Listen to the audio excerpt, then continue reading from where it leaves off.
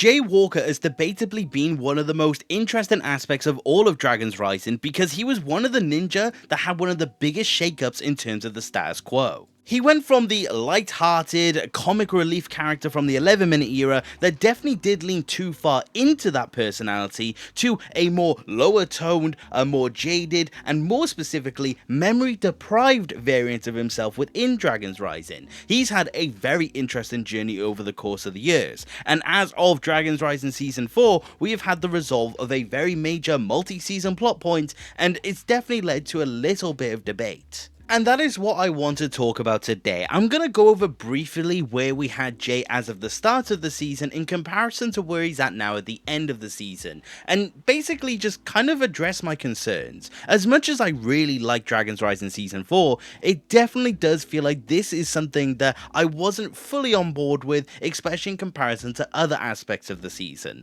So I kind of just want to lay out my ideas when it does come to the character, and basically just address where I may be a little bit concerned, and just want to see what you guys think when it does come to him, because like I said, he is one of the most discussed characters within all of this show at the minute. So let me not waste any more of your time, and let's talk about the future of Jay. The third season of Dragon's Rising left us off with a version of Jay or Rogue that was honestly really intriguing. We got to see him throughout the course of the third season get to know the ninja once more, and even though he had no recollection of them and he was honestly quite hostile towards them at times, he still acknowledged the fact that there was something oddly right about them. They actually do explain in Season 4 that he kind of just felt the fact that they were this tightly knit family type unit, and he just wasn't really a part of it, and he just didn't really know what to do with that information. So he was honestly trying his best. He did what he could to help the ninja. He saves Nia at the end of the season, and he just basically is trying to figure out who he actually is,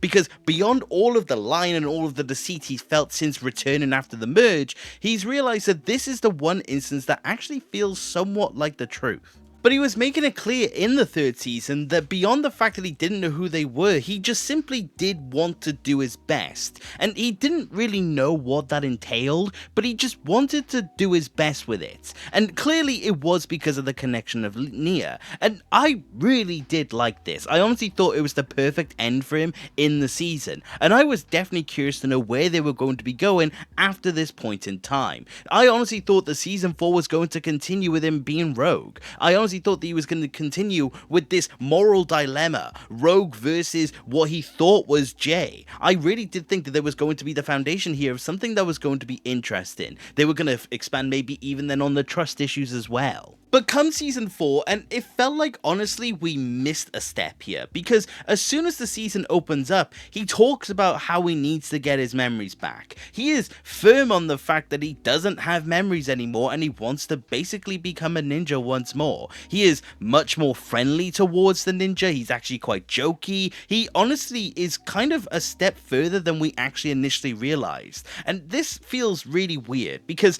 it does really feel like a jump here. It doesn't feel like the Rogue or Jay at Season 3 is the same version as Rogue or Jay in Season 4. It was honestly kind of shocking to me, and I didn't really expect it.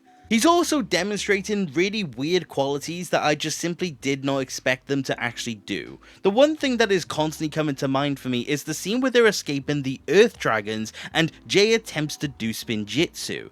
But the more I think of the scene, the less it actually makes sense to me. They obviously acknowledge the fact that he can't do Spinjitzu or anything like that, but the thing is that why would he think that he knew it? He panics saying, I don't know Spinjitzu, I don't know Spinjitzu. But Rogue shouldn't know Spinjitzu. I was actually talking to some of my friends about this and basically just trying to figure out what the intention of this scene was. And one of the things that they said was it's muscle memory, because Jay has demonstrated having ninja skills within Dragon's Rising already, even when in the administration. But that's fine in terms of muscle memory, but the thing is that Jay shouldn't know Spinjitzu. There is no reason to believe that he would remember the art form, because it's not something that is muscle memory by all accounts. It's a learned technique. It makes no sense for him to attempt this, and it just made me honestly more skeptical. It feels like the Rogue elements were almost gone. In Season 3, it would have felt like he would have had a solution to this. He would have been more independent, and he basically would have been more of a threat,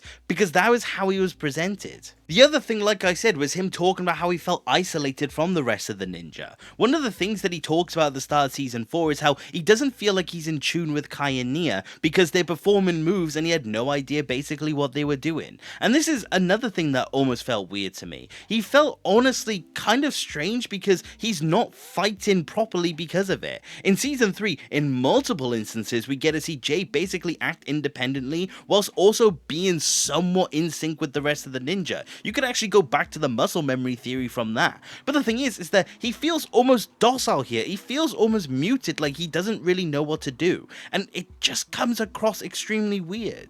In just a lot of ways, it just doesn't feel like Rogue anymore, when by all accounts it should be. And he does have moments where he does feel like Rogue, and that's pretty good, but it just feels docile in so many moments. I understand that obviously the season establishes that he's doing a lot of meditating, he has somewhat come to grasp with some certain memories. Of course, he has the vision of the rest of the ninja in episode 2, but the thing is that it still shouldn't get in the way of the fact that he is Rogue. He should still have the traits and the personality that we saw in the 3rd season, but it just feels weirdly absent here, and it's just confusing if anything. The way I like to explain this instance of Jay is basically him trying to actually trust the ninja more, and I don't mind that. It's just, it feels like a counter to what we've had established. I don't mind the idea that he's coming round to the ninja and he understands that they're his allies, but also the Rogue element and the shattered goodness should very much still be there, but it just doesn't feel present whatsoever. But past this, all of this culminates in Jay basically saying that they need to make their way to the administration to unlock his memories once more, and he will never be complete and he can't go on not remembering those things about him. So that's where they go. They conveniently stumble upon his ninja suit during all of this, which I think is beyond hilarious. I don't understand why they didn't just incinerate all of the Jay evidence like we've seen the administration has done, and also they have the incinerator in the building, but I digress. But anyways, the thing is that we see them go forth into the administration, and that is where the Jay no memories arc does come to an end. We get to see this frankly beautiful scene of Jade saying that if he doesn't have his memories, he refuses to carry on, and we get to see them attempt to give them back. We see this amazing montage of Jay throughout the years with Nia, remembering all of the moments with each other, and Jay finally understanding who he actually is. The Master of Lightning officially returned. He was back and he was basically ready to make up for lost time, because his first ambition is to kiss Nia, who was directly in front of him. Fair enough, I mean, you technically haven't seen your partner in years, but the thing is that was just really funny, but still regardless, it was an amazing scene. They established the fact that Jay also doesn't have access to all of his memories yet, and honestly, I did find that to be fairly interesting. But the thing is that we got 2 instances of an arc that I hope was not going to continue, and luckily it didn't. But it was these moments of Jay just randomly remembering things and having sudden bursts of emotion. He randomly bursts out crying, and he also randomly bursts out laughing. This is obviously meant to be some form of comedic relief, and that's not overly bad, it just felt honestly weirdly timed. But after that point in time, the Jay arc kind of just goes by the wayside, because they actually do then get involved in the main plot with the Loyalists and the Elemental Monsters, and they make their way then to the final battle. So Jay, during all of this time, does still have his moments. He remarks at Nia's inventions, how she's this amazing engineer and a genius in so many different ways. He also makes other references, like how he says to Cole about how he fought in Shintaro, and that's all really cool. It definitely feels satisfying after not having Jay for so long, but he definitely does just feel like the old Jay, and I don't think that's necessarily bad. It's just, it's now left open so many questions to do with this character. But before we get into these issues that can arise from this whole arc being complete, I do want to talk about one thing, and that's the fact that I honestly think Jay getting his memories back may have been a little bit too quick. I do think that they were definitely establishing the Rogue Jay identity in Season 3 only basically to throw it out. As much as I absolutely do like Jay in this season, I do also really like him in season 3, and I definitely do think the transition between the two should have been a whole lot smoother, because like I said, it does just feel like we missed a lot here, and I just think that's honestly a shame. I do think there was still so much more opportunity for the Rogue persona, but it just feels like we're no longer going to get it, and I just feel like they should have waited a little bit longer here, maybe for part 2, or maybe even just the second half of season 1. We don't have to get Jay back that quickly. I'm not mad that we do, it's just I don't know if that would have been the optimal outcome. I would love to know if anyone agrees with this. There's just a part of me that just feels almost like we missed out. It feels like we missed out on what took 3 seasons to hard establish. It does feel like it got knocked down way too quick in comparison to how much was truly set up. And of course, they were going to always bring back Jay's memories. I never subscribed to the idea that Jay was not going to get his memories back. But the thing is that even beyond that, I just wish that they had more of a timing with it. I do understand that a lot of people note the pacing issues with Dragons Rising, and I do understand that, and I think this is the biggest moment of that for me. It does just feel like we had this really slow build up to just a really quick payoff, and I just don't know how I feel about it on an overall scale.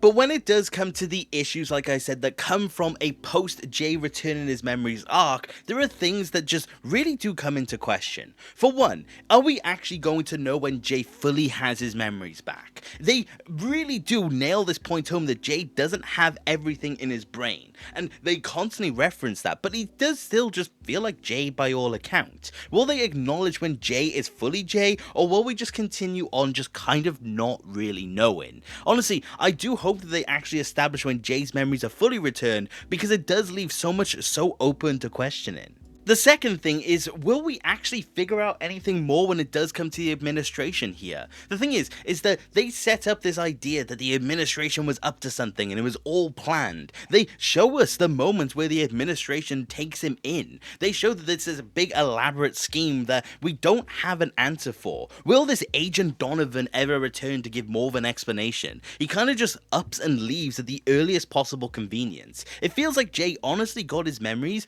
just a bit too quickly here. One of the things that I talk about in one of my other theory videos was something from a commenter that mentioned the fact that what if this was actually a trap? What if this is actually something that we shouldn't have actually have seen basically in the capacity that we saw? What if there's more at play that will actually play into Jay's story moving forth? It would be really cool, but the thing is that it doesn't seem to be that they've established that. He just feels back to normal, and it just kind of has me worried. But the thing is that what happens after isn't even the concern. It's the before that worries me even more here. Because the final issue is, will we actually see a resolve to the fact that Jay shattered his goodness? It's something that's mentioned directly in the season by Evil Lloyd. The thing is that Jay still, by all accounts, should have the effects of utilizing the wolf masks from season 2. But it again feels like that's not actually coming into play in any capacity. It still just feels like Jay. We have a moment that feels like an evil, more twisted rogue-like version of Jay, where he basically holds Agent Donovan